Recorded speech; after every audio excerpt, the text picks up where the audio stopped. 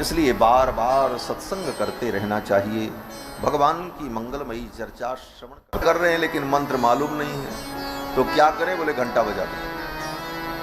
क्यों? बोले घंटा वेदमय है, उससे जो ध्वनि प्रकट होगी उसी के अंदर मंत्र विद्यमान होगी। इस भाव से घंटी बजाई जाती है। तो घंटी केवल हल्ला मचाने के लिए नहीं होती, उसके पीछे तात्पर्य होता है।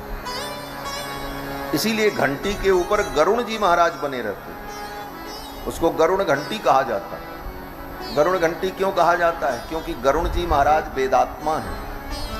वेदात्मा विहगे स्वरो जवनिका माया जगन मोहिनी। श्री गरुण जी महाराज वेदात्मा है। गरुण जी के पंख का एक एक रोवां जो है वो वेद की ऋचाएं हैं। और श्री गरुण जी महाराज की उस घंटी में प्रतिष्ठा रहती है। अब गरुण जी को तो सब मंत्र मालूम है, हमको भले न मालूम हो। तो मंत्र नहीं मालूम है, भोग लगा रहे हैं, तो क्या करें? बोले घंटी बजा दिया। अब घंटी से जो अव्यक्त ध्वनि प्रकट हुई, उस अव्यक्त ध्वनि में, उस नाद में वेद मंत्र निहित है, ये भावना करके भगवान की समस्त उपासना विधि में घंटी का वादन होता है। तो वैकुंठ में जो भगवान का घंटा है, भगवान के धाम में भगवान के जितने परिकर होते हैं सब चेतन होते हैं, ये भावना होती है और ये सिद्धांत है। हमारे यहाँ मृत्युलोक में तो वस्तुएं जो हैं वो जड़ हैं, घंटा, लोटा, पात्र, भगवान के पूजा की सामग्री, भगवान का वस्त्र। परंतु सिद्धांत में ये कहा गया है कि भगवान की सेवा में जितनी वस्तुएं होती हैं वो देखने में वस्तु लगती हैं, वस्तुतः वो दिव्य जीवात्मा ही भगवान की सेवा में परिकर बन करके रहती है। घंटी, बर्तन, थाली जब धुला जाता है, ये सब मैं इसलिए कह रहा हूँ कि आने वाली इन पीढ़ियों को भी इन बातों का ज्ञान हो। भगवान के उन बर्तनों को जब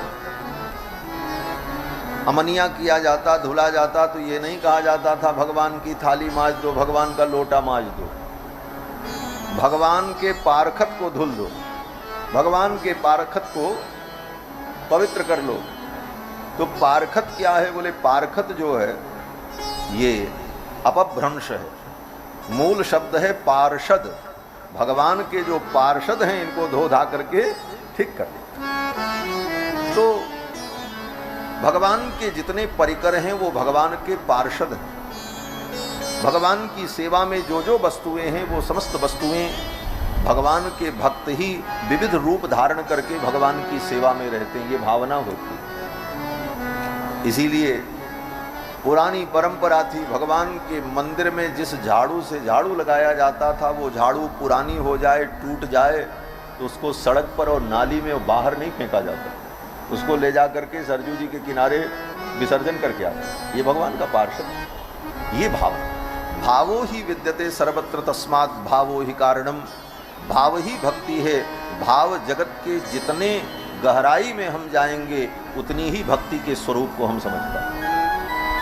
भगवान की कोई निर्माल्य वस्तु, भगवान ने माला पहनी, माला सूख गई, तो अब जैसे हर वस्तु फेंक देते वैसे माला फेंक दे? बोले नहीं, उस माला को भी रात में कपड़े में लपेट करके रखा जाता है। रात में माला उतार करके कपड़े में लपेट करके रख दिया जाता, और सवेरे जब महात्मा स्नान करने सरजू जी जाते तो उस माला को, सूखी हुई माला को कपड़े में रख करके, उसी घड़े में रख कर, सिर पे रख करके ले जाकर और सरयू जी में पहले स्नान करते। स्नान करने के बाद तब उस माला का सरयू में विसर्जन करते और तब घड़े में जल लेकर के आते। ये परंपरा थी।